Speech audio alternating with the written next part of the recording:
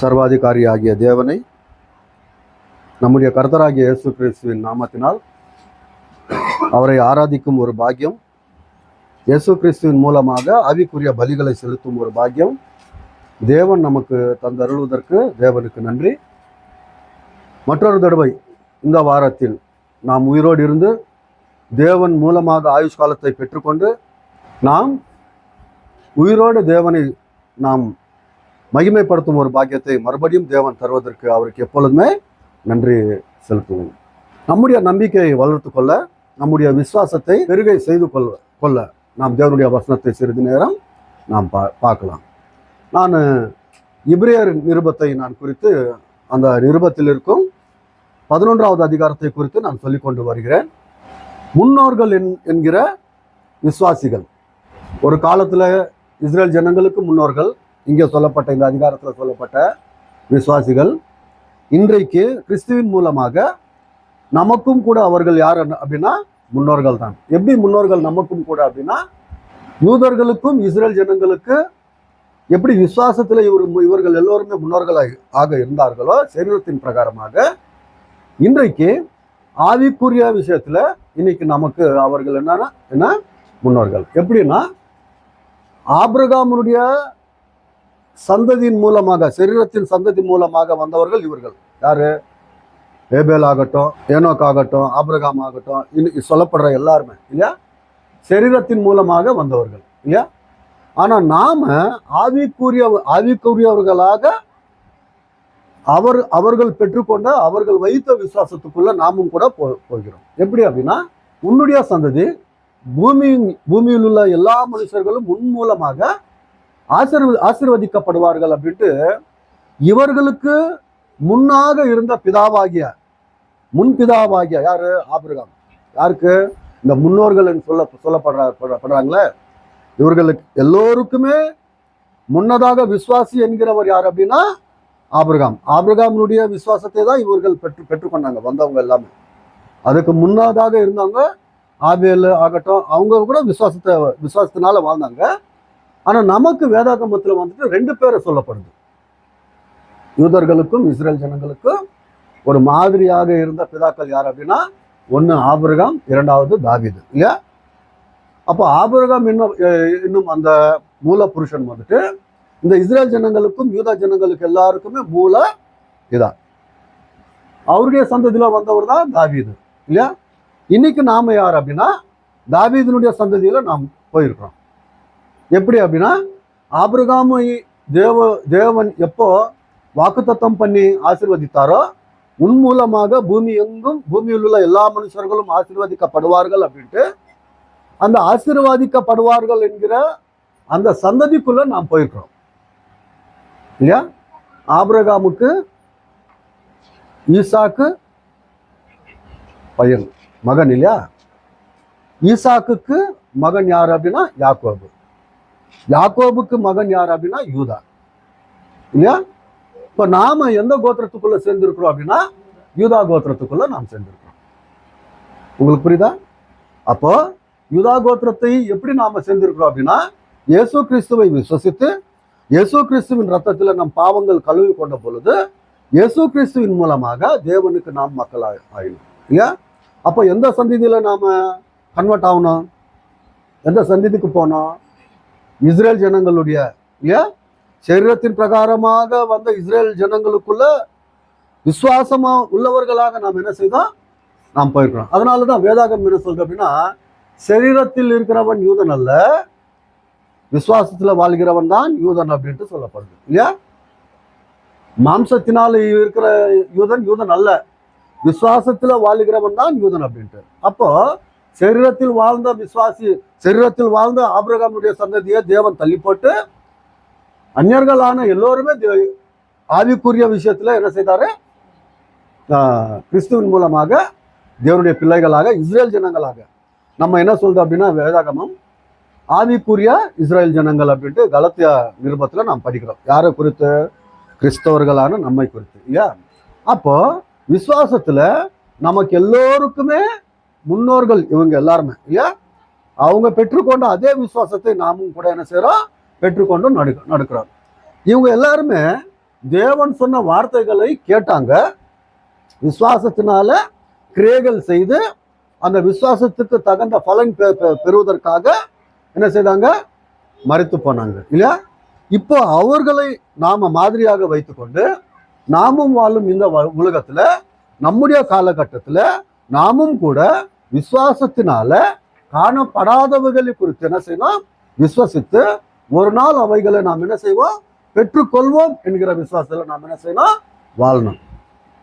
அதுக்கு அந்த பெற்றுக்கொள்வதற்கு தடை நிறைய ஆகுது. நிறைய தடைகள் ஆகுறதுக்கு வாய்ப்பு உண்டு. அந்த தடைகளை நாம என்ன செய்யக்கூடாது? கவனிக்காம வருது இல்லையா?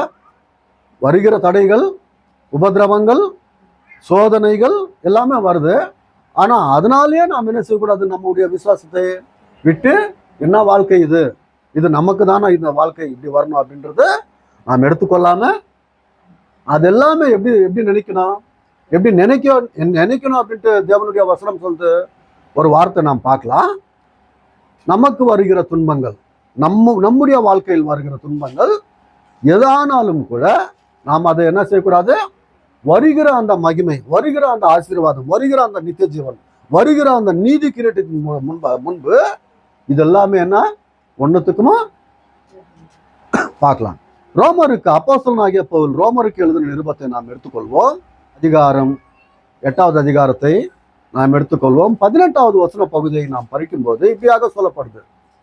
ஆதலால் இக்காலத்து பாடுகள், இக்காலத்து அப்படின்னா இந்த உலகத்துல வாழ்ந்து கொண்டிருக்கிற நாட்கள்ல நடக்கிற பாடுகள், இக்காலத்து பாடுகள் இனி நம்மிடத்தில் வெளிப்படும் மகிமைக்கு ஒப்பிடத்தக்கவைகள் அல்லவென்று எண்ணுகிறேன்.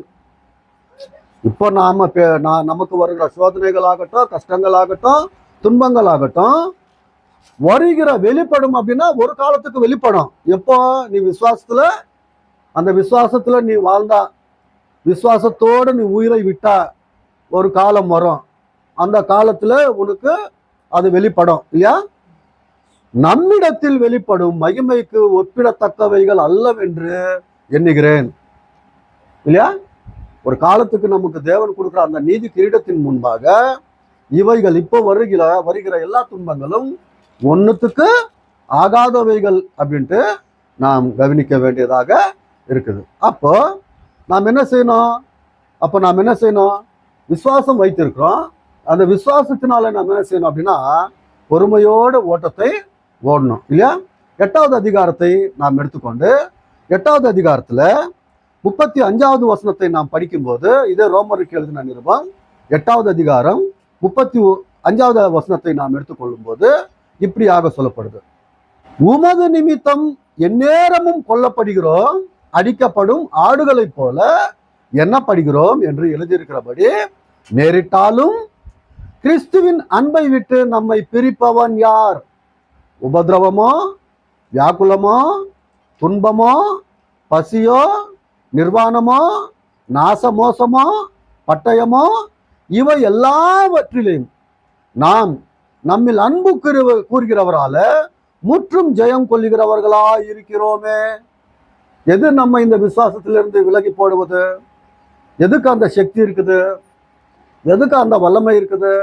எதுக்குமே இல்லை. கத்தி வந்தாலும் கழுத்துக்கு இந்த விசுவாசத்திலிருந்து என்ன செய்யக்கூடாது? விலகி போகக்கூடாது. பசி, சாப்பிட்றதுக்கு சாப்பாடு இல்லைனாலும், துணி இல்லைனாலும், வீடு இல்லைனாலும், எப்படிப்பட்ட உபதிரவங்கள் வந்தாலும் கூட இந்த விசுவாசத்தை என்ன செய்யக்கூடாது? விட்டுவிட கூடாது. ஏன்னா வரும் காலத்துக்கு ஒரு மகிமையுள்ள ஒரு ஏற்பாடு நமக்காக தேவன் வைத்திருக்கிறார். அதை நாம் என்ன செய்யணும்? அதை நாம புரிந்து கொள்ளணும். அப்போ நாம் என்ன செய்யணும் அப்படின்னா, முன்னோர்கள் தேவனுடைய வார்த்தையை கேட்டாங்க, விசுவசித்தாங்க, தேவன் வாக்கு தத்துவத்தை பண்ணினதை பார்க்காம என்ன செய்தாங்கன்னா விசுவசித்து அந்த கிரியையின் மூலமாக விசுவாசத்துல மரித்தாங்க. விசுவாசத்துல என்ன மரித்தாங்க. இன்னைக்கு நாமும் கூட அதே போல நாமும் கூட இருக்கணும். 25வது வசனம், நாம் அதாவது கிறிஸ்துவர்கள் நாம் காணாததை நம்பினோம் ஆகில் அது வருகிறதற்கு பொறுமையோட காத்திருப்போம். காணாதவர்களை பார்க்கணும் அப்படின்னா நாம் பார்க்கல, கண்ணுக்க காணல இல்லையா? அப்போ நாம் காணாதவை நம்பினோம் ஆகில் அது வருகிறதற்கு பொறுமையோடு என்ன செய்யணுமா? பொறுமையோடு காத்திருக்கணும். அப்படிப்பட்ட விசுவாசம், அப்படிப்பட்ட எதிர்பார்ப்போட நாம வாழணும் அப்படின்றதுக்காக முன்னோர்களை குறித்து தேவனுடைய வசனம் சொல்லுது. நாம் யாரை குறித்து பார்க்கிறோம்? எபிரேயர் நிருபத்துல 11வது அதிகாரத்துல நோவாவை குறித்து பார்க்கிறோம் இல்லையா? ஆபேலை குறித்து நாம் பார்த்தோம். விசுவாசத்தோட என்ன செய்தாரு? தன்னைத்தானே மறித்து போற அளவுக்கு அவர் விசுவாசத்தை காட்டினார் இல்லையா? அண்ணன் கொல்லுட்டார் இல்லையா? ஏனோக்கு 300 வருஷம் காலம் என்ன செய்தார்? தேவனோட கூட சஞ்சரித்தார். விசுவாசத்தோட தன் பிள்ளைகளை நல்லபடியாக வளர்த்து வைத்து இல்லையா? நோவா என்கிற இந்த மனுஷனை குறித்து, இந்த விசுவாசியை குறித்து நாம் பார்த்தோம். 11வது அதிகாரம் 7வது வசனத்துல சொல்லப்பட்டதை நாம் பார்த்தோம். தேவனோடு கூட பயபக்தி உள்ளவன் அப்படின்னு நாம் பார்த்தோம். தேவன் மேல் என்ன வைத்து வாழ்ந்தாரு? பயபக்தி உள்ளவனாக வாழ்ந்தார். யாரு? தன்னுடைய காலத்தில் இருக்கிற அவபக்தி உள்ள ஜனங்கள் மத்தியில நல்லபடியாக வாழ்ந்தார். யாரு? நோவா இல்லையா? அப்போ இப்படியாக நல்லபடியாக தேவன் மேல் பயமும் பக்தி வைத்து அவர் காலத்தில் இருந்த அவபக்தி உள்ளவர்கள் மத்தியில நல்லபடியாக வாழ்வதற்கு காரணம் என்ன அப்படின்னா விசுவாசம். யார் மேல? தேவன் சொன்ன வார்த்தை மேல. விசுவாசம் என்ன? 1வது வசனத்துல சொல்லப்படுது. விசுவாசம் என்ன? விசுவாசமானது நம்பப்படுகிறவைகளின் உறுதியும் காணப்படாதவைகளின் நிச்சயமாம் இருக்கிறது. காண்கிறது விசுவாசம் இல்ல, காணாதது விசுவாசம். அப்போ நோவா எப்படி விசுவாசத்துல நமக்கு மாதிரி அப்படின்ட்டு நாம் பார்க்கும்போது 11வது அதிகாரம் 7வது வசனத்தை நாம் பார்க்கலாம். விசுவாசத்தினால நோவா தற்காலத்தில காணாதவைகளை குறித்து தேவ எச்சரிப்பு பெற்று எப்படி வாழ்ந்தாரா? தற்காலத்தில காணாதவர்களை குறித்து. காண்கிறது விசுவாசம் அல்ல, காணப்படாதது விசுவாசம். இவர் என்ன பார்க்கல? கேட்டாரு, தேவனுடைய வார்த்தையை கேட்டாரு. எதை பார்க்கல? இவரு எதை பார்க்கல அப்படின்னா உலகத்தின் மேல் ஜலப்பிரளயம் வரும். ஜலப்பிரளயத்தின் மூலமாக உலகத்தில் உள்ள எல்லா மனுஷர்களும் தேவன் அழிப்பார் என்கிறது இதுவரைக்கும் ஆதாம் முதல் கொண்டு ஆதாமின் மூலமாக வந்த 10வது தலைமுறையான நோவாவின் காலம் வரைக்கும் இதுவரைக்கும் தேவாதி தேவன் இந்த காரியத்தை எப்பவுமே செய்யல. உலகம் எல்லாமே ஜலப்பிரளயத்தின் மூலமாக உலகத்தில் உள்ள ஜந்துக்களாகட்டும், பிராணிகளாகட்டும், மிருகங்களாகட்டும், மனுஷர்களாகட்டும் அழிந்த காரியம் இதுவரைக்கும் நடந்ததே இல்லை. இப்ப தேவன் என்ன சொன்னார் அப்படின்னா, நான் உலகத்தின் மேல் ஜலப்பிரளயத்தை வர பண்ணுவேன். எல்லா பாவம் செய்த மனிதர்களையும் மிருகங்களையும் அவரோடு கூட நான் என்ன செய்வேன்? அழிப்பேன் அப்படின்னு சொன்னார். இப்போ ஜலப்பிரளயம் வருவது நம்பணுமா நோவா அப்படின்னா? ஜலப்பிரளயம் வருது அப்படின்னு நம்பணும். யாருடைய வார்த்தையினால நம்பணும்? தேவன் சொன்ன வார்த்தையின் மூலமாக நம்பணும்.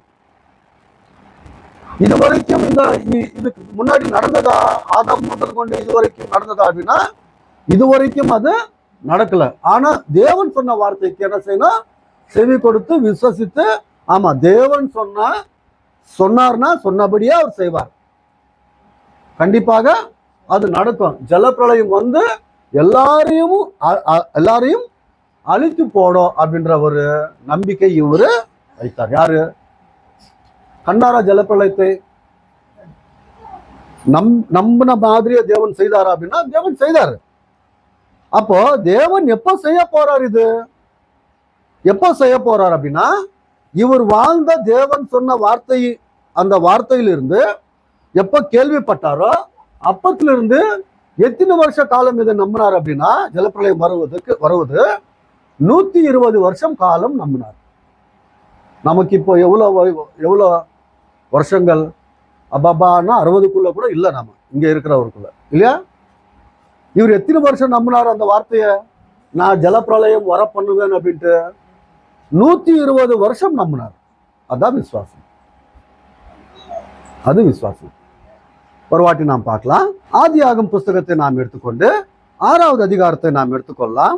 3வது வசனத்திலிருந்து நாம் படிக்கும்போது, அப்பொழுது கர்த்தர், என் ஆவி என்றைக்கும் மனுஷனோடு போராடுவதில்லை, அவன் மாம்சம் தானே, அவன் இருக்க போகிற நாட்கள் அப்படின்னா வருஷங்கள், 120 வருஷம் என்கிறார். அதாவது இன்னும் 120 வருஷத்துக்குள்ள இந்த ஜனங்களை நான் என்ன செய்வேன், உலகத்தில் இல்லாம நான் அழிக்க போவேன் அப்படின்ட்டு வாக்குத்தத்தம் செய்யறார். டைம் எவ்வளோ? இந்த கவுண்ட் டவுன் அப்படின்னு சொல்றாங்க இல்லையா, ஏதாவது ப்ரோக்ராமா, ஏதாவது அழிவுக்கு கவுண்ட் டவுன் அப்படின்ட்டு, இந்த ராக்கெட் விடுறதுக்கு கூட கவுண்ட் டவுன் அப்படின்னு சொல்றாங்க. அந்த டைம் கரெக்டா 120 வருஷம். யாருக்கு? இந்த ஜனங்களுக்கு. அதுக்குள்ள நான் சொன்னபடி நீ பேழையை கட்டணும், அந்த பேழைக்குள்ள அவங்க எல்லாருமே வரணும்.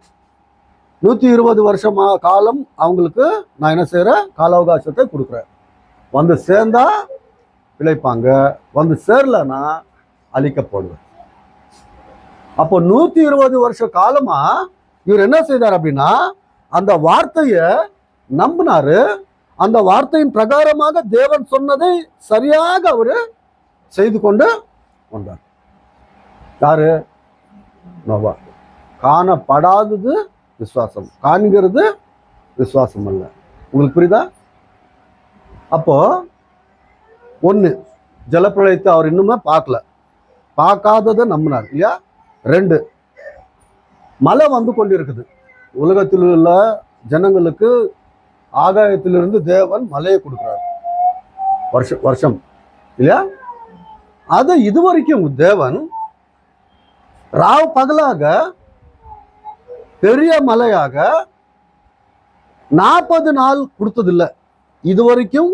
ஆதாம் முதல் கொண்டு இதுவரைக்கும் இந்த தலைமுறை வரைக்கும் இப்படியாக ராவ் பகலாக ராத்திரி பகலாக மழை வந்தது இல்லை, பெரும் மழை.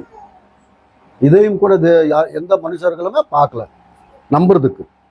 தேவன் சொல்றாரு, நான் மழையை வர பண்ணி, பெரிய மழை வர பண்ணி இந்த ஜலப்பிரளயத்தை உண்டு பண்றார். ஒண்ணு, சொன்ன வார்த்தையின்படி தேவன் செய்வார். இரவும் பகலும் பெரிய மழையை பண்ணுவார். அதன் மூலமாக ஜலப்பிரளயம் உண்டாகும், வரும் அப்படின்ட்டு என்ன செய்தாரு. இந்த ரெண்டுமே நம்புறார். 3வது, இந்த 120 வருஷமா நம்பின இந்த ஆளு யாரு? இந்த விசுவாசி ஒண்ணு செய்யணும். என்ன செய்யணும் அப்படின்னா, 7வது அதிகாரம் 1வது வசனம், கர்த்தர் நோவாவை நோக்கி, நீயும் உன் வீட்டார் அனைவரும் பேழைக்குள் பிரவேசியுங்கள், இந்த சந்ததியில் உன்னை எனக்கு முன்பாக நீதிமானாக கண்டேன். நீ உன் வீட்டார் என்ன செய்யணும், பேழைக்குள்ள போகணும். தேவன் என்ன சொல்றாருன்னா பெரிய மழையை வர பண்ணுவேன். 40 நாள் ராத்திரி இரவும் பகலும் வரும், ஜலப்பிரளயம் வரும். அது வரைக்கும் நீ என்ன செய்யணும் அப்படின்னா, நீ உன்னுடைய குடும்பத்தை என்ன செய்யணும், நீ உன் வீட்டார் அந்த பேழைக்குள்ள வரணும். அதற்காக நீ என்ன செய்யணும், அந்த பேழையை கட்டணும் அப்படின்ட்டு இல்லையா. அப்போ பேழையை கட்டணும் அப்படின்னா தேவன் சொன்ன மாதிரியே செய்யணும் அந்த காரியங்கள் எல்லாமே இல்லையா. தேவன் சொன்னது தவறு வேற விதமாக அவர் செய்யக்கூடாது. தேவன் எப்படி சொன்னாரு? 6வது அதிகாரத்தை நாம் எடுத்துக்கொண்டால் 13வது வசனத்திலிருந்து நாம் பார்க்கும்போது, அப்பொழுது தேவன் நோவாவை நோக்கி, மாம்சமான யாவரின் முடிவு எனக்கு முன்பாக வந்தது. யாரு மாம்சமாக இருப்பவர்கள்? யாரு? நாம் எந்த காலகட்டத்தில் இருக்கிறோம்? இந்த அதிகாரத்தை பார்க்கும்போது இந்த அதிகாரம் எந்த காலகட்டத்துக்கு சம்பந்தப்பட்டது? ஆதாமிலிருந்து 10வது தலைமுறை நோவா இல்லையா. இன்னும் ஜலப்பிரளயமே வராத காலம், இன்னும் வரல, அந்த காலகட்டத்தில் இருக்காரு இல்லையா. அப்போ யாரு இந்த மாம்சமான ஜனங்கள்? யாரு மாம்சமான ஜனங்கள்? யாரு அப்படின்னா, காயினின் சந்ததி, கெட்டவர்கள். கெட்டவர்கள். ஆவிக்குரிய சந்ததி யாரு அப்படின்னா, நான் ஏற்கனவே சொல்லியிருக்கிறேன். யாரு? சேத்து, என்னோஷு இல்லையா, எனோக்கு, மெத்துஷலா, லெமேக்கு, நோவா, இவங்க எல்லாருமே ஆவிக்குரிய சந்ததி. இப்போ பூமியில் உள்ள எல்லாருமே யாருடைய இஷ்ட பிரகாரமாக செய்து கொண்டிருக்கிறாங்க? காயினுடைய சந்ததி. அவர்களை போல வாழணும் அப்படின்ட்டு இவங்க கூட கன்வெர்ட் ஆயிருக்காங்க. யாரு? இந்த மெத்துஷலா, எனோக்கு, இந்த சந்ததி வந்தாங்க இல்லையா, சேத்து, என்னோச்சு, இவங்க எல்லாருமே அவங்கள போல வாழ்வதற்கு முயற்சி செய்யறாங்க, மிக்சிங் ஆகுறாங்க. கெட்டவங்க இருக்கிறாங்க, கெட்டவங்களுக்குள்ள நல்லவங்க கூட என்ன செய்யறாங்க? மிக்ஸ் ஆகுறாங்க. அப்ப இந்த பூமிக்கு அழிவு தேவன் கொண்டு வர்றாரு. உங்களுக்கு புரியணும்னா 6வது அதிகாரம் 1வது வசனத்தை பாருங்க.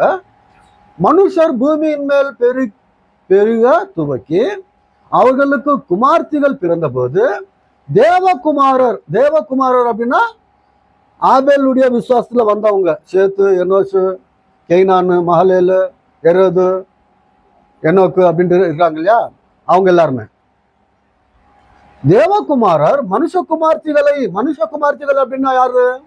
மாம்சமானவர்கள், அதாவது சரீரத்தின் பிரகாரமாக வாழ்கிறவர்கள். இவங்க 2 பேருமே என்ன ஆகுறாங்க? கல்யாணம் செய்து கொள்வதில் மிக்ஸ் ஆகுறாங்க. மிக்ஸ் ஆகக்கூடாது. அவங்களுடைய வாழ்க்கை அவங்களது, இவர்களுடைய வாழ்க்கை இவர்களது இல்லையா. இப்போ மிக்ஸ் ஆகுதுனால என்ன ஆயிடுச்சுன்னா அப்படின்னா, தேவனுக்கு பிரியமில்லாத காரியம் ஜனங்கள் மத்தியில நடந்து கொண்டு இருக்குது. இப்படிப்பட்ட ஜனங்கள் இருக்கிறதுனால தேவன் என்ன செய்யறாருன்னா, நான் இந்த பூமியை என்ன செய்வேன்? அழித்து போடுவேன். நான் சொன்னது போல நீ செய். 6வது அதிகாரம் 14வது வசனம். நீ கொப்பேர் மரத்தால் உனக்கு ஒரு பேழையை உண்டாக்கு. சொன்னபடியே அந்த கொப்பேர் மரத்தை தான் இவர் என்ன செய்யணும்? அதை தான் தேடி, அதுதான் எடுத்து, அதுதான் அறுத்து என்ன செய்யணும்? பலகைகள் செய்து அதன் மூலமாகவே என்ன செய்யணும்? இந்த பேழையை கட்டணும். யாரு? நோவா. அதை தவிர வேற செய்யக்கூடாது இல்லையா. அது ஒண்ணு. அப்புறமா என்ன செய்யணுமா? 14வது வருஷத்துல அந்த பேழையில அறைகளை உண்டு பண்ணி அதை உள்ளும் புறம்பாக கீழ்பூசு. வெளியும் உள்ள என்ன செய்யணும்? கீழ்பூசணுமா. இங்க இந்த அதிகாரத்துல கீழே வரைக்கும் நாம ஒரு 22வது வசனம் வரைக்கும் படிச்சா 3 அந்தஸ்து கட்டணுமா. ஒரு ஜன்னல் வைக்கணும், ஒரு கதவு வைக்கணும் இல்லையா. 3 அந்தஸ்து ஆக கட்டணும். சொன்னபடியே செய்தார். யாரு? கேட்டார் கேள்வி, விசுவாசம் வைத்தாரு, காணல. ஆதாம்ல இருந்து இதுவரைக்கும் கூட இப்படிப்பட்ட பேழை யாரும் கட்டுனதில்லை. யாராவது கட்டியிருக்காங்களா? 3 மாடி, 3 மாடி இல்லையா, 3 அந்தஸ்து அப்படியாக கட்டுந்து இல்லை. அந்த நம்பிக்கையில கட்டினார் அவர் இல்லையா. 22வது வசனத்துல, 6வது அதிகாரம் 22வது வசனத்துல, நோவா அப்படியே செய்தான், தேவன் தனக்கு கட்டளையிட்டபடி எல்லாம் அவன் செய்து முடித்தான். எப்படி செய்தாரா? தேவன் சொன்னது போலவே செய்தார். தேவன் எப்படி சொன்னாரோ அதே போல என்ன இருந்தது அவருக்குள்ள? விசுவாசம். ஒண்ணு ஜலப்பிரளயத்தை பார்க்கல, ஒண்ணு 40 நாள் வருஷத்தை வர பண்ணுவார் அப்படின்ட்டு அவருக்கு தெரியாது. ஆனா நம்பினார். இவ்வளோ பெரிய வேலையை நான் கட்டணும் அப்படின்ட்டு எவ்வளவு வருஷமா கட்டினிருக்கிறாரு? 120 வருஷமா கட்டினிருக்கிறாரு. அது மட்டுமல்ல, இன்னொரு காரியத்தை செய்யறாரு. என்ன செய்யறாருன்னா, ஒரு வாட்டி பார்க்கலாம். பேதுரு எழுதின நிருபம் 2வது அதிகாரம் 5வது வசனத்தை நாம் படிக்கும்போது, பூர்வ உலகத்தையும் தப்ப விடாமல் நீதியை பிரசங்கித்தவனாகிய நோவா. நீதியை பிரசங்கித்தாரா? எத்தனை வருஷ காலம் நீதியை பிரசங்கித்தார்? 120 வருஷம் காலம் நீதியை பிரசங்கித்தார். எத்தனை காணாதவைகள் இவர் செய்யறாரு? 120 வருஷ காலமாக வாங்க, தேவன் இந்த ஏற்பாடு செய்து கொண்டிருக்கிறார், அழிக்க போகிறார், நான் பேலையை கட்டி கொண்டிருக்கிறேன், வந்துடுங்க, சேருங்க, கண்டிப்பாக தேவன் ஒரு நாள் அது செய்வார் அப்படின்ட்டு 120 வருஷ காலமா செய்து கொண்டு பேசிக்கொண்டிருந்தாலும் கூட அதுவும் கூட அப்படி செய்யறது விசுவாசத்தினாலதான். விசுவாசம் இல்லாமல் ஒரு காரியம் தேவன் இருக்கிறார் அப்படின்ட்டு அவரை நம்பினா அவர் பலனை தருவார் அப்படின்ட்டு என்ன செய்யணுமா? விசுவாசிக்கணும் இல்லையா? காணாதவைகள், நோவா அதுவரைக்கும் தற்காலத்தில் காணாதவைகளை குறித்து எச்சரிப்பு பெற்று விசுவாசத்தோடு என்ன செய்தாரா? வாழ்ந்தார் இல்லையா? இது ஒரு கடினமான ஒரு ஏற்பாடு. யாருக்கு? நோவாக்கு. சொன்னபடி மூன்று மாடி கட்டணும், ஒரு கதவு வைக்கணும், சொன்ன அளவுக்கு மெஜர்மெண்ட் கரெக்டாக இருக்கணும் இல்லையா? கதவு சொன்னபடி இருக்கணும். இன்னொன்று, இதுவரைக்கும் நடக்காதது, ரெண்டு வரும் உங்ககிட்ட. நீ என்ன செய்யணும்? நீ உன் குடும்பத்தார் பேழைக்குள்ள போகணும். உன் பின்னாடி எல்லாமே ரெண்டாக வரும். ஜந்துக்கள், மிருகங்கள், ஆகாய பட்சிகள் எல்லாமே ரெண்டாக, ஆண் பெண் வரும். இது எப்போ நடந்ததா? இது வரைக்கும் நடந்ததா? அதையும் என்ன செய்யணும்? அவரு அதையும் விசுவாசிக்கணும். ஆமா, தேவன் சொன்னா கண்டிப்பாக அதெல்லாமே இந்த பேழைக்குள்ள வரும் அப்படின்ட்டு நம்பணும் இல்லையா? ஆமாவா? அப்புறமா சுமார் நாள் அந்த பேழைக்குள்ள இருக்க போறாங்க. அது இவருக்கும் இந்த குடும்பத்துக்கும் அவைகளுக்கும் தகுந்த ஆகாரத்தை என்ன செய்யணும்? சேகரிக்கணும். உங்களுக்கு புரியுதா? தேவன் எப்போ இந்த மலையை வர பண்ணி இதை எல்லாமே இல்லாமல் செய்வாரோ, பூமியின் மேல தண்ணி இல்லாமல் செய்வாரோ, அது வரைக்கும் அதுங்க எல்லாமே, இது மிருகங்கள், இந்த குடும்பம் எல்லாமே சாப்பாடு சாப்பிடணும் இல்லையா? அதுக்கு எல்லாமே என்ன தேவை? ப்ரிப்பரேஷன் தேவை இல்லையா? எல்லாமே ரெடி பண்ணிக்கின்னு வச்சுக்கிட்டு என்ன செய்யணும்? உள்ள போகணும். தேவனே கதவு போடுவார். கதவு போடுறது யாரு? மூடுறது யாரு? தேவன். நீங்க உள்ள போனா நானே என்ன செய்வேன்? கதவை மூடுறேன். அப்போ எல்லாமே இவர் என்ன செய்யணும் அப்படின்னா, விசுவாசத்தினால எல்லாமே சேகரித்து இவங்களுக்கும் அதுங்களுக்கும் எல்லாமே சேகரித்து என்ன செய்யணும்? போன பிள்ளைக்குள்ள. இது விசுவாசம். காணப்படாதவர்கள் நம்புறது என்ன? விசுவாசம். இதெல்லாமே செய்யலாம், ஆனா ஒண்ணு செய்ய முடியாது. என்ன செய்ய முடியாது அப்படின்னா, குடும்பத்துல எத்தனை பேர் இருக்கிறாங்க?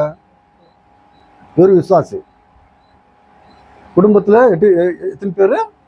8 பேர் இருக்கிறாங்க இல்லையா? இந்த 8 பேரை வந்துட்டு காம்ப்ரமைஸ் செய்து கூப்பிட்டு வரணுமே உள்ள வேலைக்குள்ள, அது கடினமானது, அது முடியாதது. உங்களுக்கு புரியுதா? மனைவி கிட்ட போயிட்டு, அம்மா தேவன் இப்படியாக சொல்லிட்டாரு, 3 அந்தஸ்து மாடி கட்டணுமா, ஜலப்பிரளயம் வரப்போகுது, கண்டிப்பாக செய்வாரு, உலகத்தில் உள்ள எல்லா மனுஷர்களையும் என்ன செய்வாரு? அழிக்க போகிறாரு, வேலைக்குள்ள போயிடலாம் அப்படின்னா, கண்டிப்பாக இவ்வளோ மாடி, இவ்வளோ அந்தஸ்து, இந்த வீடெல்லாமே விட்டு அந்த பலகையான அந்த பெட்டிக்குள்ள என்ன செய்யணுமா? இந்த பெட்டிக்குள்ள போகணுமா? பைத்தியக்காரனா இருக்கிய உங்ககிட்ட வாழ்றதோட, உங்ககிட்ட மனைவியா வாழ்றதோட நான் என்ன செய்வேன்? அழிந்து போயிடுவேன், நீயே போ வேலைக்குள்ள அப்படின்னு சொல்றதுக்கு வாய்ப்பு இருக்குது இல்லையா? பசங்க இருக்காங்க 3 பேர், சேமு, ஹாமு, யாப்பேத்து. வாங்க உள்ள வேலையை கட்டி கொண்டிருக்கிற அப்படின்னு சொன்னா, கண்டிப்பாக ஒருத்தர் என்ன செய்யறதுக்கு வாய்ப்பு உண்டு? பாப்பா நீ பைத்தியக்காரர். நீ ஒரு பையன் என்ன செய்வா? அவர் பேச்சு என்னத்தை கேட்குற நீ, அவர் வழிக்க நீங்க போவாதீங்க அப்படின்னு சொல்றதுக்கு கூட வாய்ப்பு. வீட்டுக்கு வந்த மருமகள்கள் இல்லையா, அவங்கள என்ன செய்யணும்? அவங்களையும் கூட தன்னுடைய விசுவாசத்துக்குள்ள கொண்டு வரணும் இல்லையா? இந்த எல்லாருமே சேர்ந்து அந்த பேலையை என்ன செய்தாங்கன்னா 120 வருஷ காலமா கட்டினாங்க. ஒரு சைடு விசுவாசத்துல கட்டி கொண்டிருக்கிறாங்க, ஒரு சைடு வந்துட்டு இந்த சுவிசேஷத்தை சொல்லி கொண்டிருக்கிறாங்க, சுப வர்த்தமானம், வாங்க பேலைக்குள்ள சேருங்க, ஒரு நாள் நம்மை தேவன் காப்பாற்றுவார், எல்லாரையும் எல்லாத்தையும் அழித்து போடுவார் அப்படின்ட்டு ஒரு வார்த்தை ஒரு சைடு பேசி கொண்டிருக்காங்க. இன்னொரு சைடு வந்துட்டு பேலையை கட்டி கொண்டிருக்காங்க. விசுவாசத்தை மட்டும் என்ன செய்யல, விட்டுவில்லை இல்லையா? இந்த காலகட்டத்திலையும் கூட இதுதான் நடந்து கொண்டிருக்குது. இப்போ கூட இதுதான் நடந்து கொண்டிருக்குது. லூக்கா எழுதின சுவிசேஷத்தை நாம் எடுத்துக்கொண்டால், லூக்கா 17வது அதிகாரத்தை நாம் எடுத்துக்கொண்டு 26வது வசனம், நோவாவின் நாட்களில் நடந்தது போல மனுஷகுமாரனுடைய நாட்களிலும் நடக்கும் அப்படின்னு சொல்றாரு. மனுஷகுமாரனுடைய நாட்கள் அப்படின்னா எந்த காலம் அது? இந்த காலம். வாங்க, இயேசு கிறிஸ்து ரட்சகர், தேவனுடைய குமாரன், நம் பாவங்களுக்காக அவர் நம் பாவங்கள் அவர் சுமந்து கொண்டு என்ன செய்தாரு? மரித்து போனார், அடக்கம் பண்ணப்பட்டார், உயிர்த்தெழுதலாகி இப்போ பரலோகத்தில் இருக்கிறார். அவரை நம்புனா நித்திய ஜீவன் இருக்குது, அவரை விசுவசித்தா தேவனுடைய குமாரன் அப்படின்ட்டு பரலோகம் இருக்குது. தேவன் நம்ம மேல் அன்பு காட்டி அவரை நமக்காக கொடுத்திருக்கிறார் அப்படின்ட்டு இன்னைக்கு சொல்லி கொண்டிருந்தா யார் நம்புறாங்க? அன்னைக்கு என்ன செய்தாங்க? 120 வருஷ காலமா அவர் பேசும்போது அவர் சுவிசேஷத்தை சொன்னபோது அவங்க எல்லாருமே என்ன செய்தாங்க? கேலி செய்தாங்க. எப்படியாக இருந்தாங்க அப்படின்னா 27ல, நோவா பேழைக்குள் பிரவேசித்த நாள் வரைக்கும் ஜனங்கள் புசித்து குடித்தார்கள், பெண் கொண்டு கொடுத்தார்கள், ஜலப்பிரளயம் வந்து எல்லாரையும் அழித்து, இன்னொரு சுவிசேஷத்துல சொல்லப்படுது, வீடு கட்டுறாங்களா இல்லையா, சாப்பாடுக்காக இந்த உலகத்துக்கு சம்பந்தப்பட்டவைகளை குறித்து என்ன செய்யறாங்க? ஆலோசனை செய்து கொண்டிருக்காங்களே தவிர விசுவாசம், தேவன் மேல் விசுவாசம் வைக்கல இல்லையா? அப்போ நோவா எப்படிப்பட்டவர் அப்படின்ட்டு இப்ரி நிருபம் சொல்லுது அப்படின்னா 11வது அதிகாரம் 7வது வசனம், விசுவாசத்தினால நோவா தற்காலத்துல காணாதவைகளை குறித்து தேவ எச்சரிப்பு பெற்று பய பக்தி உள்ளவனாகி தன் குடும்பத்தை ரட்சிப்பதற்கு அப்படின்றது நல்ல வார்த்தை. தன் குடும்பத்தை என்ன செய்யணும்? ரட்சிப்பதற்கு. அப்போ தன் குடும்பத்தை தேவன் சொன்ன வார்த்தையின்படி நோவா என்ன செய்தார் அப்படின்னா தன் குடும்பத்தை என்ன செய்தாரு? ரட்சித்து கொண்டார். ஆமாவா? அப்படித்தானே நடந்தது. இன்னைக்கு நம்முடைய வாழ்க்கையில நாம் வாழ்ந்து கொண்டிருக்கிற இந்த நாட்கள்ல ஒரு குடும்பத்துல வந்துட்டு ஒரு தலைவனா, ஒரு புருஷனா இருக்கிற அந்த மனுஷன் என்ன செய்யணும் அப்படின்னா தன் குடும்பத்தை ரட்சிப்பதற்கு என்ன செய்யணும்? முயற்சி செய்யணும். தன் மனைவி, தன் பிள்ளைகள், அந்த வீட்டுக்குள் இருக்கிற எல்லாருமே என்ன செய்யணும்? ரட்சிக்கப்படணும். நோவா வந்துட்டு நல்ல குடும்பஸ்தன் அப்படின்ட்டு சொல்லப்படுது வேதாகமத்துல. நல்ல அப்பா, நல்ல மாமன், நல்ல புருஷன். தன் குடும்பத்தை என்ன செய்தாரு? ரட்சித்துக் கொண்டார். தேவனுடைய வார்த்தை என்ன சொல்றது அப்படின்னா உன்னுடைய குடும்பத்தை நீ என்ன செய்? ரட்சித்துக்கொள்ள நீ பாரு. உன்னுடைய குடும்பத்தை நீ ரட்சித்துக் கொள்ளாமல் போனா அது நஷ்டம் வரும். இது விசுவாசிகளுக்கு சொல்லப்பட்ட வார்த்தைகள். அந்த விசுவாசத்தை நாம் பெற்றுக்கொண்டு என்ன செய்யணும்? நம்முடைய வாழ்க்கையில முன் போய்கொண்டு இருக்கணும். 7வது வசனத்துல பீபாகத்திலிருந்து, தன் குடும்பத்தை ரட்சிப்பதற்கு பேழையை உண்டு பண்ணினான். எதனால இந்த காரியங்கள் எல்லாமே செய்ததுனால, அதனால அவன் உலகம் ஆக்கினைக்குள்ளானதென்று தீர்த்து விசுவாசத்தினால் உண்டாகும் நீதிக்கு சுதந்திரவாளியானான். கடைசி வரைக்கும் விசுவாசத்தை அவர் விட்டுவிடல. அவர் நம்பினத கடைசி வரைக்கும் விட்டுவிடல. அந்த விசுவாசத்துக்கு தகுந்த காரியங்களை செய்து கொண்டு தன்னுடைய குடும்பத்தை என்ன செய்தாரு? ரட்சித்துக் கொண்டார். இன்னைக்கு என்ன செய்யணும்? இன்னைக்கு நாம இந்த உலகத்துல வாழ்ந்து கொண்டிருக்கிறோம் இல்லையா? இன்னைக்கு நாம் என்ன செய்யணும் அப்படின்னா ஒரு குடும்ப தலைவன் தன் பிள்ளைகளை, தன் மனைவியை, தன் வீட்டுக்குள் இருக்கிறவர்களை என்ன செய்யணும்? ரட்சிப்புக்குள் கொண்டு வரணும். நோவா கட்டினது ஒரே பேழையை கட்டினார். அந்த பேழைக்குள் வந்தாதான் மனுஷர்களுக்கு எல்லாருக்குமே ரட்சிப்பு. அப்போ இன்னைக்கு உலகத்துல வந்துட்டு அநேக டெனாமினேஷன்ஸ் இருக்குது இல்லையா, அநேக பிரிவினை கூட்டங்கள் இருக்குது. விதமான இன்னைக்கு வந்துட்டு ஈஸ்டர் அப்படின்ட்டு உலகம் செய்து கொண்டிருக்குது இல்லையா. வேதாகமத்துல சொல்லப்படாதது குட் ஃப்ரைடே அப்படின்ட்டு செய்தாங்க. அது வேதாகமத்துல இல்லாதது. யாருடைய ஆலோசனை? அது மனுஷர்களுடைய ஆலோசனை. மனுஷர்களுடைய ஆலோசனை பிரகாரமாக செய்வது வந்துட்டு தவறு. தேவன் சொன்ன வார்த்தைகளின் பிரகாரமாக செய்வது சரி. ஒரு பேழையை கட்டு அப்படின்னு சொன்னாரு தேவன். தானும் தன் குடும்பத்தார் எல்லாருமே சேர்ந்து அந்த பேழையை கட்டி கொண்டாங்க. தேவன் சொன்னபடி போனாங்க இல்லையா. ஆதியாகமம் புஸ்தகத்தை நாம் ஒரு வாட்டி எடுத்துக்கொள்ளலாம். 7வது அதிகாரத்தை நாம் எடுத்துக்கொண்டு 7வது வசன பகுதியை நாம் படிக்கும்போது, ஜலப்பிரளயத்துக்கு தப்பும்படி நோவாவும் அவனுடனே கூட அவன் குமாரரும் அவன் மனைவியும் அவன் குமாரரின் மனைவிகளும் பேழைக்குள் பிரவேசித்தார்கள். இது இப்ப நல்ல ஒரு குடும்பம் இல்லையா. யார் போனாங்களா உள்ள? ஜலப்பிரளயத்துக்கு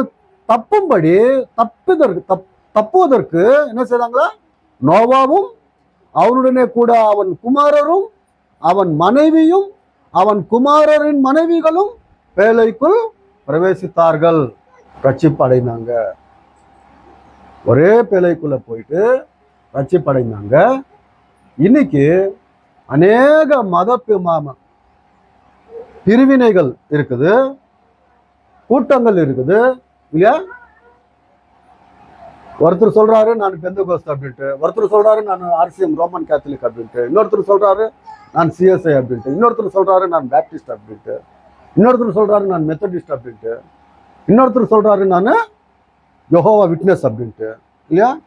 நிறைய கூட்டங்கள் இருக்குது. ஆனா அதுக்குள்ள ரட்சிப்பு இல்லை. நீ உலகத்தில் உள்ளவர்கள் இருந்தா உனக்கு ரட்சிப்பு இல்லை. தேவன் உலக தோற்றத்துக்கு முன்னே தன்னுடைய நேசகுமாரின் மூலமாக அவர் ரத்தத்தின் மூலமாக அவருடைய சபையை என்ன செய்தாரு? ஏற்பாடு செய்தார். யாருடைய சபை அது? கர்த்தராகிய இயேசு கிறிஸ்துவுடைய சபை. அந்த கிறிஸ்துவுடைய சபைக்குள்ள நீ ஒரு அங்கத்தினராக வந்தா, நோவா எப்படி ஒரே பேழையை கட்டினது போல அந்த குடும்பம் அந்த பேழைக்குள்ள போய் ரட்சிப்படைந்தாங்களோ, அதே போல் கிறிஸ்து கட்டினா அந்த சபையில நீ இருந்தால் மட்டுமே உனக்கு ரட்சிப்பு. அப்படி இல்லைன்னா நீ வெளியே நின்று போயிடுவ. மழை வந்தது ஜோரா 40 நாள் ராத்திரி பகலா. பூமியின் மேல் நீர் பெருகி கொண்டிருக்குது. கால் வரைக்கும் வந்தது, முனகால் வரைக்கும் வந்தது, வந்து கொண்டே இருக்குது. அப்படியே ஃபுல் ஆகுது. எப்படி இருக்கோ ஜனங்களுடைய ஆலோசனை? இத்தனை வருஷமா அவர் பேசிக்கொண்டிருந்தாரு, வாங்க உள்ள அப்படின்ட்டு போல. அவர் சொன்னது போல மழை வருது. இப்படியாக தண்ணீர் ரொப்பப்படுது. ஓடி வந்தாலும் கூட கதவு தேவன் போட்டுட்டாரு. தேவன் என்ன செய்தாரு? கதவு போட்டார் இல்லையா. வந்து கதவு கிட்ட வந்து தட்டினாலும் கூட ஒரு பிரயோஜனம் இல்லை. உள்ளத்திலிருந்து என்ன சவுண்டு வரும்? நான் எவ்வளவோ சொன்னேன், நீங்க கேட்கல. கதவு திறக்கிறதுக்கு என்னால முடியாது. போட்டது அவரு, தேவன் போட்டாரு, என்னால முடியாது. என்ன ஆச்சு? ஒரு மலை மவுண்ட் இருந்தா பூமியின் மேல, இந்த மவுண்ட் எவரெஸ்ட் அப்படின்னு சொல்லப்படுது, அது போலாக பெரிய மலைகள் இருந்தாலும் கூட அந்த மலை மேல ஒரு மரம் இருந்தா, அந்த மரம் இருக்கிறது இல்லையா, மரத்தின் மேல ஒரு 15 அடிக்கு மேல தண்ணி ரொம்ப அளவுக்கு தேவன் உண்டு பண்ணார். அதாவது ஒரு ஆகாயத்தின் பட்சியும் கூட அது மேல உக்காந்து என்ன செய்யக்கூடாது? தப்பக்கூடாது. பேழைக்குள்ள போனது தவிர நீ பூமியில் மேல இருக்கிறது எதுவுமே என்ன செய்யக்கூடாது? தப்பக்கூடாது. அந்த ஜலப்பிரளயத்தை அப்படியே வசனம் சொல்ற அப்படின்ட்டு அப்படியாக தேவன் என்ன செய்தாரு? ஜலப்பிரளயத்தை வர செய்தார் இல்லையா. பேழைக்குள்ள எத்தனை பேர் ரட்சிப்படைந்தாங்களா பார்க்கலாம். பேதுரு எழுதின நிருபத்தை நாம் எடுத்துக்கொண்டு முதல் நிருபம் 3வது அதிகாரம் 19வது வசன பகுதியை நாம் பார்க்கும்போது, அந்த ஆவியில அவர் போய் காவலில் ஆவிக்கு பிரசங்கித்தார். யாரு காவலில்? யார் இருக்கிறது? இந்த துர்மார்கர்கள், கெட்டது செய்யறவங்க. அவங்களுக்கு என்ன செய்தாரா? பிரசங்கித்தார். யாரு? நோவா இல்லையா? அந்த ஆவிகள் பூர்வத்தில் நோவா பேழையை ஆயத்தம் பண்ணும் நாட்கள்ல தேவன் நீடிய பொறுமையோட காத்திருந்த போது கீழ்ப்படியாமற் போனவர்கள் அந்த பேழையில சிலராகிய 8 பேர் மாத்திரம் பிரவேசித்து ஜலத்தினால காக்கப்பட்டார்கள். எத்தனை பேர் காக்கப்பட்டார்களா? 8 பேர் மட்டும். உலகத்தில் உள்ள எல்லாருமே என்ன ஆனாங்க? எல்லாருமே இறந்து போனாங்க. ரீஜெனரேஷன் எப்பத்துல இருந்து? நோவாவிலிருந்து மறுபடியும் இரண்டாவதாக ஜெனரேஷன் உண்டானது. யார் மூலமாக? ஷேம், ஹாம், யாப்பேத்தின் மூலமாக இரண்டாவது ஜெனரேஷன் நாம வந்தது. ஆதாமிலிருந்து வந்தவர்கள் நோவா கிட்ட என்ன ஆனாங்க? ஒரு வாட்டி அழிந்து போனாங்க. அதனாலதான் அப்போஸ்தலர்கள் இருந்த நாட்கள்ல சில பேர் பொய்யான போதகர்கள் வந்து சொன்னாங்களா என்னான்ட்டு? சபைக்குள்ள தேவன் சொல்லிக்கொண்டே வராரு, அழிக்க போற உலகத்தை அப்படின்னு சொல்லி இன்னுமே நடக்கல அப்படின்னு சொல்லிட்டு இல்லையா? அப்போ தேவன் எதற்காக அழிக்கல அப்படின்னா எல்லாருமே என்ன ஆகணும்? பார்க்கலாம். 2வது நிருபம், பேதுரு எழுதின 2வது நிருபம் 3வது அதிகாரம் 5வது வசனம். பூர்வ காலத்தில் தேவனுடைய வார்த்தையினால வானங்களும் உலகத்தினின்று தோன்றி ஜலத்தினாலே நிலை கொண்டிருக்கிற பூமியும் உண்டாயின என்பதையும் எப்பொழுது அந்த நோவா காலத்துல அப்பொழுது இருந்த உலகம் ஜலப்பிரளயத்தினால அழிந்தது என்பதையும் மனதார அறியாமல் இருக்கிறார்கள். எப்ப இருந்த உலகம்? நோவா காலத்துல இருந்த உலகம் என்ன ஆனதா? ஜலப்பிரளயத்தினால என்ன ஆனது? அழிக்கப்பட்டது. அப்ப இப்ப இருக்கிறது, அப்ப இருந்த உலகத்தை வந்து ஜலப்பிரளயத்தினால உண்டு பண்ணார் இல்லையா? இப்ப இருந்த உலகத்தை எப்படியா? கீழே இருக்குது பாருங்க, 7வது வசனம். இப்பொழுது இருக்கிற வானங்களும் பூமியும் அந்த வார்த்தையினாலே அக்னிக்கு இரையாக வைக்கப்பட்டு தேவ பக்தி இல்லாதவர்கள் நியாயம் தீர்க்கப்பட்டு அழிந்து போகும் நாள் வரைக்கும் காக்கப்பட்டிருக்கிறது. ஜலப்பிரளயத்தினால ஒரு நாள் என்ன செய்தார்? தேவன் அழித்து போட்டார் அந்த உலகத்தை, அன்னைக்கு இருந்த உலகத்தை. இனிமே நான் அப்படி செய்யறதில்லை அப்படின்னு சொன்னார். நீங்க செய்த தவறு பெரியதாக இருந்தது, அதனால நான் என்ன செய்தேன்? நான் இந்த காரியத்தை செய்தேன், இனிமே அப்படி செய்ய மாட்டேன் அப்படின்னு சொல்லிட்டு என்ன செய்தார்? தேவன் நோவா கிட்ட வாக்குத்தத்தம் பண்ணார். எப்படியாக நான் அழிக்க போறதில்ல உலகத்தை? ஜலப்பிரளயத்தின் மூலமாக அழிக்க போறதில்லை. ஆதியாகமம் புத்தகத்தை நாம் எடுத்துக்கொண்டு 9வது அதிகாரத்தை நாம் எடுத்துக்கொண்டு தேவன் என்ன சொன்னார்? அன்னைக்கு ஜலப்பிரளயம் வந்து நோவா தப்பித்து வெளியே வந்தார் இல்லையா? அப்போ சொன்ன வாக்குத்தத்தம் அது 11:11. இனி மாம்சமானவைகள் எல்லாம் ஜலப்பிரளயத்தினால சங்கரிக்கப்படுவதில்லை என்றும் பூமியை அழிக்க இனி ஜலப்பிரளயம் உண்டாவதில்லை என்றும் உங்களோட என் உடன்படிக்கை ஏற்படுத்துகிறேன் என்றார். யாருடன் கூட? நோவா, அந்த மிருகங்கள் இருக்குது இல்லையா, ஆகாய பட்சிகள் இருக்குது இல்லையா, அதுகிட்ட என்னட்டு இனிமே நான் ஜலப்பிரளயத்தின் மூலமாக என்ன செய்யறதில்ல? அழிவு பண்றதில்ல. அதுக்கு என்ன ஏதாவது விட்னஸ் வச்சிருக்காரா? ரெயின்போ வச்சிருக்காரு. இனிமே ஜலப்பிரளயத்தின் மூலமாக நான் உலகத்தை அழிக்க போறதில்லை அப்படின்றதுக்கு நமக்கு உதாரணம், நமக்கு சாட்சி ரெயின்போ. என்னுடைய தனசு கீழே இருக்கு பாருங்க, 9வது அதிகாரத்துல 13வது வசனத்துல சொல்றாரு, நான் என் வில்லை மேகத்தில் வைத்தேன். என் வில்லை, அதாவது யாருது அது? இன்னைக்கு கூட சாட்சி தான் அது. தேவன் நோவா கிட்ட சொன்னா அந்த நிபந்தனைக்கு அடையாளம் அது அப்படின்னு நாம் என்ன செய்யணும்? நினைக்கணும் இல்லையா? அப்போ ஜலப்பிரளயத்தின் மூலமாக அழிக்கிறதுல எப்படி அழிக்க போகிறார்? நெருப்பால என்ன செய்யப்பாரார்? அழிக்க போகிறார். பேதுரு எழுதின 2வது நிருபம் 3வது அதிகாரம் 10வது வசனத்தை நாம் பார்க்கும்போது, கர்த்தருடைய நாள் இரவில திருடன் வருகிறதுமாய் வருமும் அப்பொழுது வானங்கள் மடமடை என்று அகன்று போம், பூதங்கள் வெந்து உருகிப்போம், பூமியும் அதில் உள்ள கிரியைகள் எல்லாம் எரிந்து அழிந்து போகும். எதுவுமே இருக்காது, எல்லாமே என்னாகும், எல்லாமே நெருப்பால அழிந்து போகும் இல்லையா? தேவன் யாரு? தேவன் யாரு? அவரே நெருப்பாக இருக்கிறார் இல்லையா? తెలుగులో ஒரு వార్త இருக்கும், దహించు అగ్ని, మన దేవుడు దహించు అగ్ని అంటే ఇదే எபிரேய நிருபத்தில் இருக்கும். మన దేవుడు దహించు అగ్ని அப்படின்றார் இல்லையா? நெருப்பால் என்ன செய்வார்? ஒரு கண் சிமிட்டுக்கிறதுக்குள்ள அது என்ன ஆகும் அப்படின்ட்டு சொல்லப்படுது, சாம்பல் ஆக போகுது எல்லாமே. அப்படிப்பட்ட உலகத்தில் நாம் வாழ்ந்து கொண்டிருக்கிறோம். என்ன தேவை நமக்கு அப்படின்னா விசுவாசம் தேவை. விசுவாசம் எப்படியாப்பட்டது? விசுவாசத்தை நாம சுலபமா பார்க்கலாமா? தேவன் இருக்கிறாரு, அவர் சொன்ன வாக்கு தத்துவத்தை போல அவர் செய்வார் அப்படின்ட்டு நாம் என்ன செய்யணும்? நம்முடைய மனதார பூர்ண மனசார என்ன செய்யணும்? நாம நம்பணும்.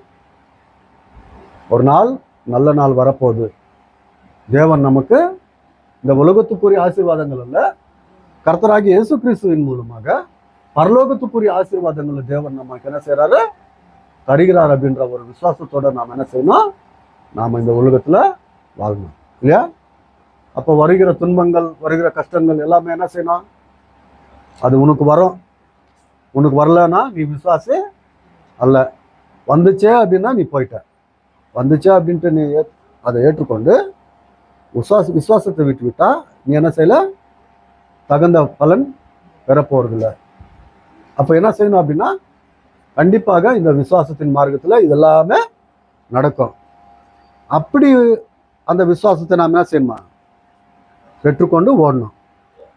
அப்போஸ்தலர் நடவடிக்கைகள் 14வது அதிகாரம் 22வது வசனத்தை நாம் பார்க்கும்போது, சபைக்குள்ள வர ஜனங்களுக்கு, அதாவது கிறிஸ்துவர்களுக்கு அப்போஸ்தலர்கள் சொன்ன தைரியம் என்ன அப்படின்னா 14வது அதிகாரம் 22வது வசனத்துல, சீஷருடைய மனதை திடப்படுத்தி, யாரு? அப்போஸ்தலர்கள் செய்த வேலை இது. விசுவாசத்தில நிலைத்திருக்கும்படி அவர்களுக்கு புத்தி சொல்லி என்ன செய்தாங்களா? விசுவாசத்துல நிலைத்திருக்கும்படி அவர்களுக்கு புத்தி சொல்லி, நாம் அதாவது கிறிஸ்துவர்கள் நாம் அநேக உபதிரவங்களின் வழியாய் எப்படியா உனக்கு ஆரோக்கியம் சரியில்லை, கிறிஸ்துவ கிட்ட வந்தா உனக்கு ஆரோக்கியம் சரியாகும். உனக்கு கேன்சர் இருந்தா கேன்சர் நல்லா ஆகும், ஹார்ட் அட்டாக் வந்தா உனக்கு நல்லா ஆகும் அப்படின்னு தானே சொல்றாங்க. கண் இல்லைன்னா கண்ணு வரும், கை இல்லைன்னா கை வரும் அப்படின்னு தானே இந்த மார்க்க பிரிவினர் கூட்டங்கள் செய்யறாங்க. அப்படி அல்ல. நீ கிறிஸ்துவுக்குள் வந்தா உனக்கு என்ன? நாம் அநேக உபதிரவங்களின் வழியாய் தேவனுடைய ராஜ்யத்தில், தேவனுடைய ராஜ்யத்தில் அப்படின்னா சபையல்ல, பரலோகம். சபைக்குள்ள வந்தா உனக்கு இந்த ப்ராப்ளம். தேவனுடைய ராஜ்யத்தில் பிரவேசிக்க வேண்டும் என்று சொன்னார்கள். ஆமா, அப்படிதானா? அதான் அப்போஸ்தலர்கள் சொன்ன போதனை, அதான் கிறிஸ்து சொன்ன போதனை. என்னை யாராவது நீங்க பின்பற்றினால் அவன் தன் சிலுவையை சுமந்து கொண்டு என்ன செய்யணும்? என்ன தன் சிலுவை அப்படின்னா என்ன? அவனுக்கு வருகிற பாடுகளை எடுத்துக்கொண்டு என்ன செய்யணும் இல்லையா? கிறிஸ்து சொன்னதையே அப்போஸ்தலர்கள் கூட சொன்னாங்க. தெசலோனிக்கேயருக்கு எழுதின நிருபம், தெசலோனிக்கேயருக்கு எழுதின முதல் நிருபத்தை நாம் எடுத்துக்கொள்வோம்.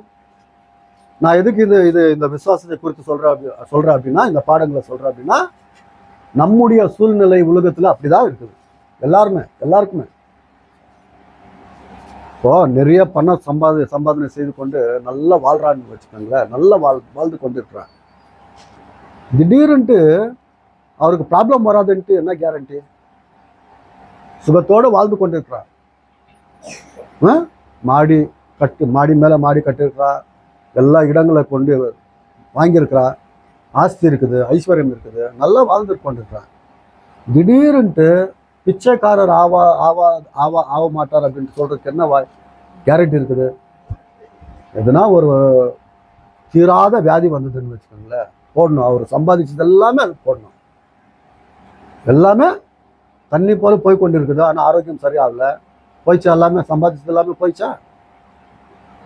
வந்துட்டியா, இந்த இந்த கீழே வந்துட்டியா, அப்போ நீ செய்ய வேண்டியது என்ன?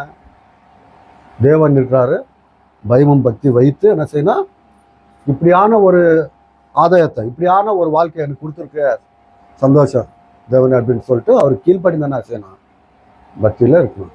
இப்போ இல்லாத பட்டவன் இருக்கான், ஏதோ கொஞ்சம் இருக்குது, ஏதோ ஒரு வீடு சம்பாதனை செஞ்சு கொண்டுருக்கான், ஏதோ ஒன்று சின்னதாக இருக்குது, அவன் என்ன நினைக்கணும், அதை வைத்து அவன் என்ன செய்யணும், பெருமையாக நினைக்கணும். இவ்வளோ பெருசு எனக்கு தேவன் கொடுத்துட்டாரு, இதே எனக்கு ஜாஸ்தி, இதே எனக்கு ஜாஸ்தி, அவருக்கு இருக்குத, அது எனக்கு தேவையில்லை, இதுவே எனக்கு ஜாஸ்தி அப்படின்ட்டு இவன் அப்படி நினச்சிக்கணும். என்ன செய்யணும், தேவன் மேல் பயம் பக்தி வைத்து போகணும். இப்படிப்பட்டவன் அங்கே தான் போகணும். அப்படிப்பட்டவன் அங்கே போகணும் அப்படின்னா அது மேலே ஆசை வைக்காம என்ன செய்யணும், எனக்கு இருக்கிறது ஒரு நாள் என்ன ஆகும், கண்டிப்பாக இல்லாமல் போகும் அப்படின்ற ஆலோசனையில் அவன் வாழணும். அப்படி இருக்கணும் தேவனுடைய ஆலோசனை. அப்படி 3வது அதிகாரம் 4வது வசனத்தை பார்க்கலாம்.